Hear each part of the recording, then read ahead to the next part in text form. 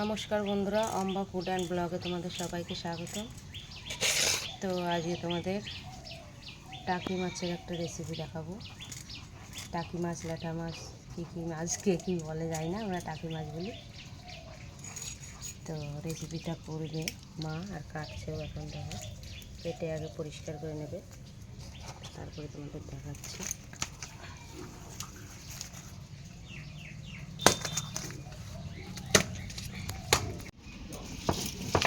মাছগুলো সুন্দর করে কেটে মা ধুয়ে রেখেছে এখানে। আর কি কি মশলা লাগবে তোমাদেরকে দেখাচ্ছি রেসিপিটি করার জন্য।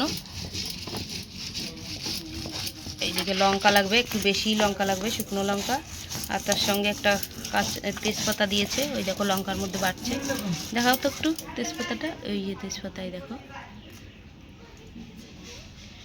লঙ্কা আর তেজপাতা, শুকনো লঙ্কা, তেজপাতা লাগবে। সামান্য একটু আদা আর কয়েক কোয়া রসুন, ব্যাস এটার মশলা এইটুকুই।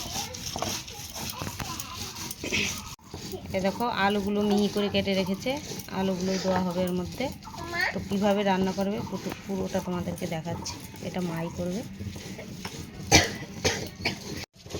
আলুগুলো ধুয়ে এনেছি, এবার একটু লবণ মেখে রেখে দেবো, যতটুকু জল থাকবে বেরিয়ে যাবে, ওই জন্য মেখে রেখে দিয়েছি।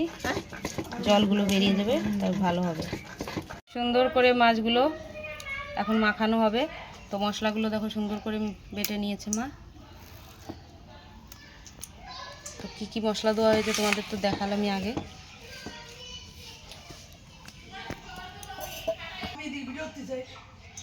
এবার লবণ দিয়ে দেওয়া হবে পরিমাণ মতন,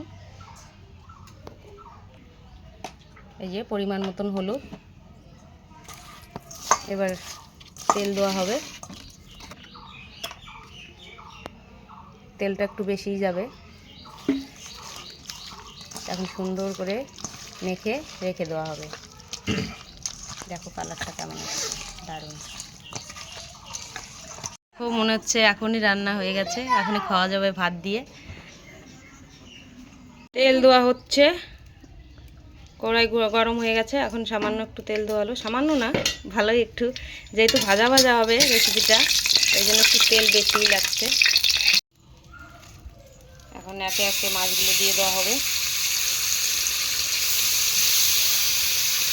মাছগুলো সুন্দর করে পেটে পেটে দিচ্ছে মা।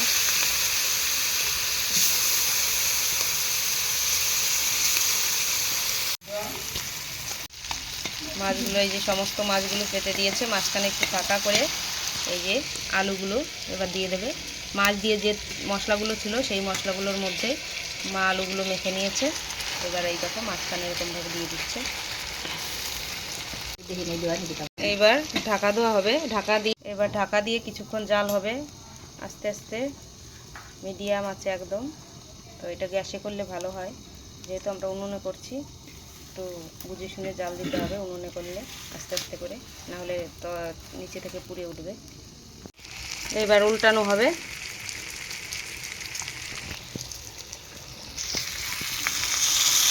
আস্তে আস্তে করে উল্টিয়ে দেবে। ওই পাশটা দেখো হয়ে গেছে।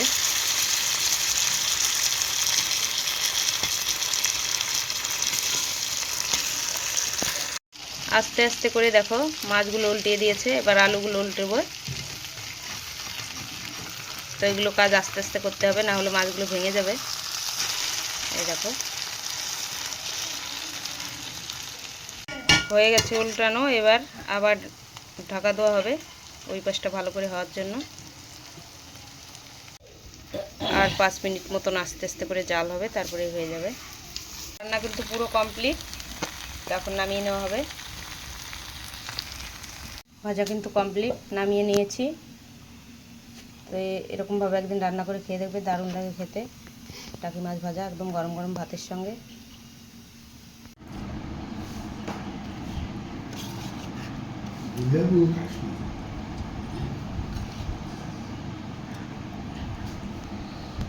খেয়ে দেখো কেমন হয়েছে।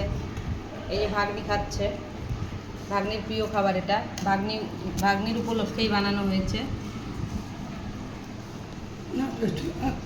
সেই টেস্টি হয়েছে, এর তুলনা হয় না। আমার দিদির হাতের রান্না তো আরও টেস্টি। আমার দিদি মানে special দিদা, ভাগ্নির দিদি মানে দিদা, কিন্তু তোমরা বুঝে নিও। ছোটবেলা থেকেই দিদা দিদি বলে, ওই জন্য বলে দিলাম।